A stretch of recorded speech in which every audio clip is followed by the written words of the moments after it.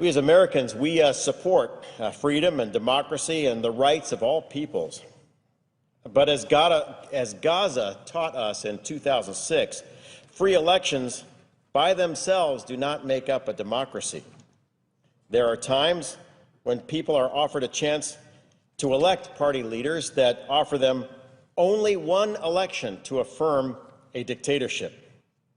We can also learn from the year 1938 that the dangers of ignoring developments abroad are huge. Now, in the wake of the Arab Spring, we turn away from that region at our own peril. Now, on November 28th, the first stage of the Egyptian elections began, which will inaugurate a new electoral system forming a bicameral legislature. This first stage determines about 30% of 498 seats for the government's lower chamber called the People's Assembly. Before Egyptians arrived at the polls, protesters filled Tahrir Square in Cairo, and as a result, over 40 Egyptians were killed. Many are objecting to the military's interference in the electoral process and the decision to force elections well before secular parties had a time to build their capacities. According to public polling and sources on the ground, this will likely hand an electoral victory to the Muslim Brotherhood and more radical Islamic elements within Egyptian society. Although elections will last until March of 2012, the prediction of a Muslim Brotherhood victory is already becoming a reality. Early data shows an alarming trend of Islamicist domination of the Egyptian parliament. On December 5th, the High Electoral Commission announced that leaders of the Freedom and Justice Party, that's the political arm of the Muslim Brotherhood, had received a plurality of 36% of the vote, while the secular Egyptian bloc had gained less than 12%. When we include the runoff elections, which took place last week, it appears that the Muslim Brotherhood has won 73 out of 150 seats, or 49% of the currently contested outcomes. This is the same party that led a pre-election rally of 5,000 chanting, quote, "One day we shall kill all the Jews," and another quote, "Tel Aviv, Tel Aviv, Judgment Day is coming." While many expected the Brotherhood to do well, there were other surprises. Salafist parties made up of anti-Western hardliners who follow a particularly radical version of Islam are also faring particularly well.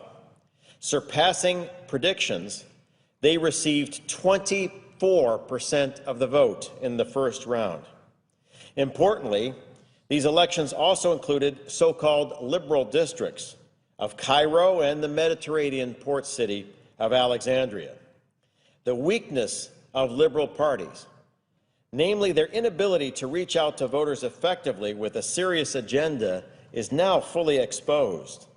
Islamicists are taking full advantage of deeply rooted networks that extend from the mosques into Egypt's poor districts, and their grip in the traditionally conservative areas of Alexandria proved particularly tight. And these areas are also home to a majority of the Coptic Christian community. It's clear that if Islamist parties and candidates continue their currently won gains in other elections, they will capture 60% of the national vote in Egypt. This will situate the new Egyptian parliament around deep ideological differences between Salafis and the Muslim Brotherhood and liberal groups, making the Brotherhood the power brokers between Egyptian left and right. Now, what does this all mean? By January, the United States could face an Egypt defined by a hatred of Israel and many of the freedoms we hold dear: a freedom of expression, of women's rights, the right to practice any religion. This Egypt counts Iran as a friend and poses a threat to the Camp David peace accords, which have served as the cornerstone for Egypt's strategic position for 30 years. Do we expect that an Islamist-led Egypt will prevent weapons from arriving in the hands of Hamas? Will an Islamist-led Egypt help preserve a free South Sudan? Will an Islamist-led Egypt act to protect Coptic Christians, who make up about 10% of Egypt? Or will we see continued violences, like we saw on October 9th in Mazapro, which killed 27 civilians and injured hundreds?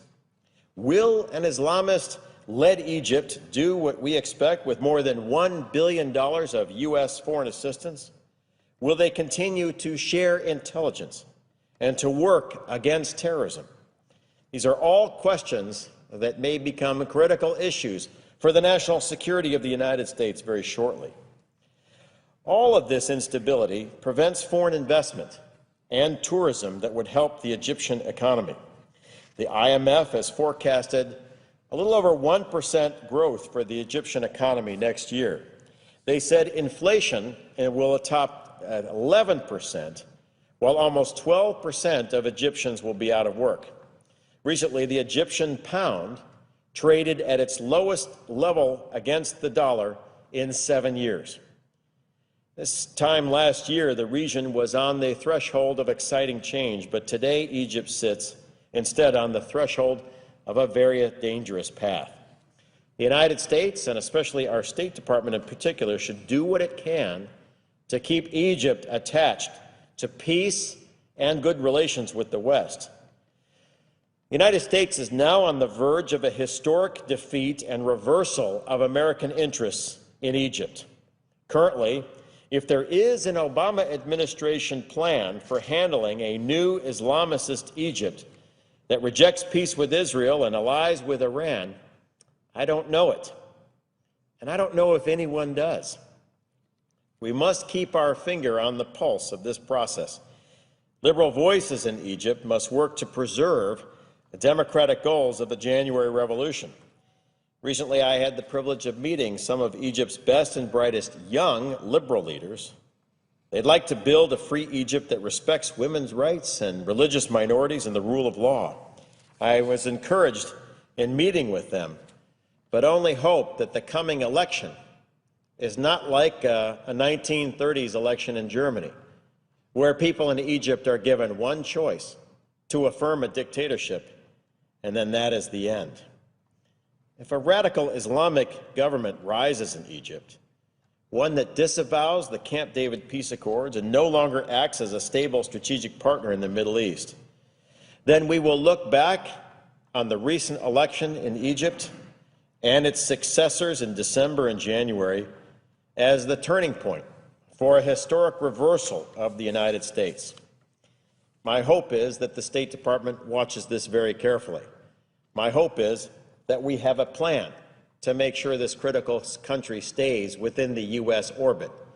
But my fear is, given the recent elections in Egypt, we have already lost quite a bit of ground.